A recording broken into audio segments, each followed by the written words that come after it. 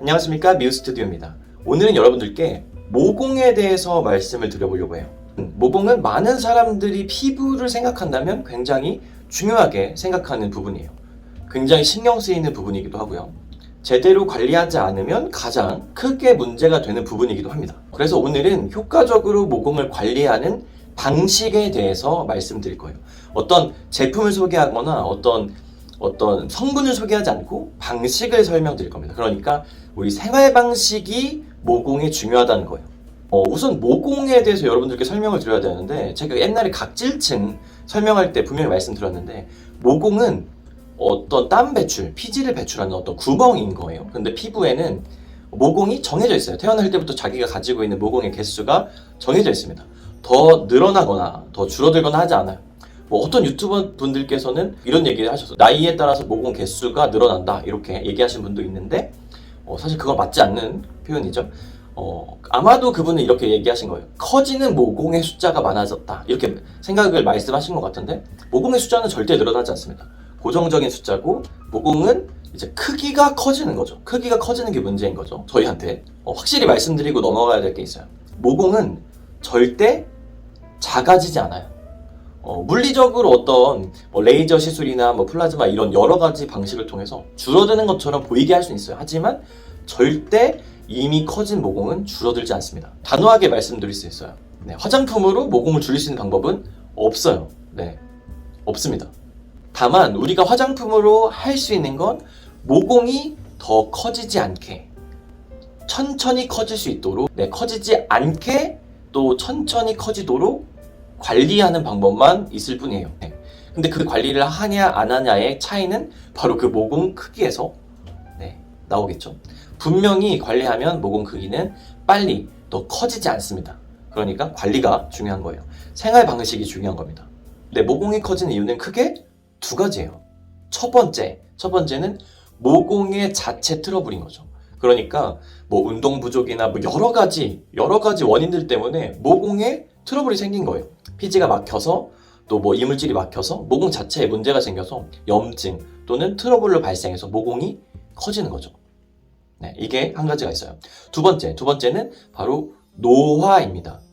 저희 피부는 나이를 들면서 노화하게 되죠. 그래서 이 모공 주변에 탄력을 잃게 되면서, 원래 이렇게 쫀쫀하게 있던 친구가 주변 구조들이 무너지면서 커지게 되는 거예요. 이해하셨죠? 그러니까 이 두 가지가 발생하지 않도록 최대한 막고 늦출 수 있다면 모공을 관리한다는 개념이 되겠죠. 그래서 우리는 모공을 커지지 않게 유지하는 방식을 가지고 있어야 돼요. 방식, 생활 패턴을. 오늘은 그 방법에 대해서 설명을 해보도록 하겠습니다. 자, 첫 번째, 적절한 클렌징과 각질 케어입니다.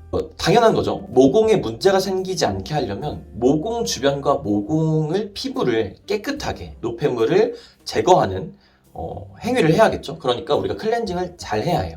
근데 저희 클렌징 못하는 사람은 없어요. 클렌징 깨끗하게 잘하고 일주일에 2번 정도는 아하나 바하처럼 각질 제거 자체, 화학적인 각질 제거를 할 수 있는 성분들을 이용해서 각질과 노폐물을 제거해 주시는 게 좋습니다. 각질이 오래 쌓여 있는데 각질이 제때 벗겨지지 않는, 우리는 탈각을 하거든요. 탈각하는 그 시점보다 늦게 각질을 가지고 있으면 모공이 막혀있는 형태가 되겠죠. 그러니까 모공이 절대 막히지 않도록 잘 관리해주는 형태로 클렌징과 각질 제거를 꼭 해주셔야 합니다.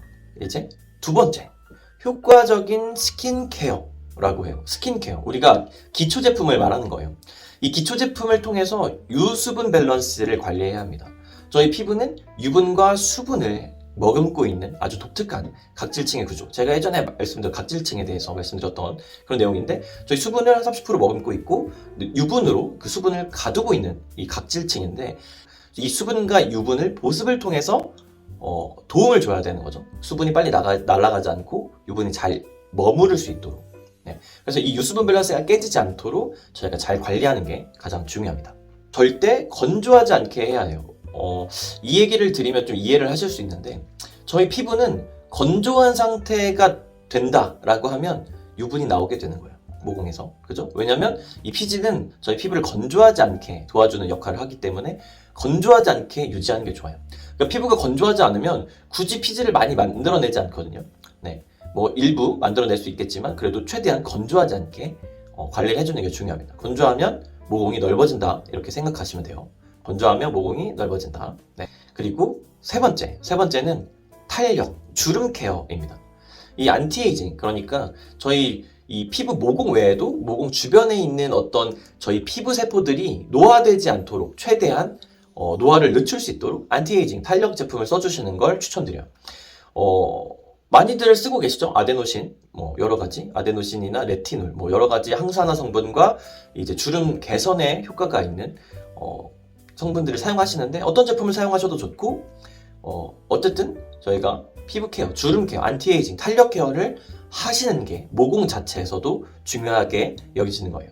그러니까 주름뿐만 아니라 이 탄력 케어는 모공 자체의 크기도 크게 늘어나지 않도록 도와준다고 생각하시면 돼요. 마지막으로 선크림 사용입니다. 선크림 사용은 아무리 강조해도 부족하지 않은데요. 이 선크림이 중요한 게 뭐냐면 저희가 기초를 바르고 선크림을 바르고 이 햇빛을 받는데 이 자외선이 피부를 쏘게 되면 이 피부는 느껴요. 자외선이 나왔다. 자외선이 나한테 왔어. 그러면 유분을 내뿜을 준비를 합니다. 네, 피지를 내뿜을 준비를 해요.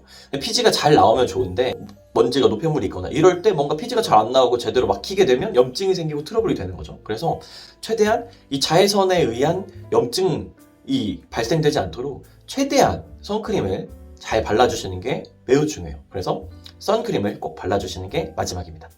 네, 오늘은 모공 케어에 대해서 알아봤어요. 뭐 여러 가지 제품들, 좋은 제품들이 있겠지만 여러분들 방법이 더 중요해요. 방식. 저희가 어떻게 관리하는 방식이 더 중요한 거예요. 사실 제품은 여러 가지 어떤 좋은 제품들이 많이 나와 있어요. 그렇기 때문에 우리가 어떤 방식으로 이 제품을 사용하느냐 이게 더 중요한 거거든요. 그러니까 클렌즈 잘 하시고 유수분 밸런스 기초 잘 바르시고 그리고 주름 케어, 탄력 케어 하시고 선크림 잘 바르시면 모공이 더 이상 커지지 않을 거예요. 뭐 많이 커지지 않을 거예요. 늦출 수 있을 거예요. 네? 모공 관리에 대해서 알아봤습니다. 여러분들도 모공 관리 잘 해보시고 예쁜 피부로 행복한 피부 관리 하시면 좋을 것 같습니다. 다음에 더 재미있고 유익한 영상으로 찾아뵙도록 하겠습니다. 감사합니다.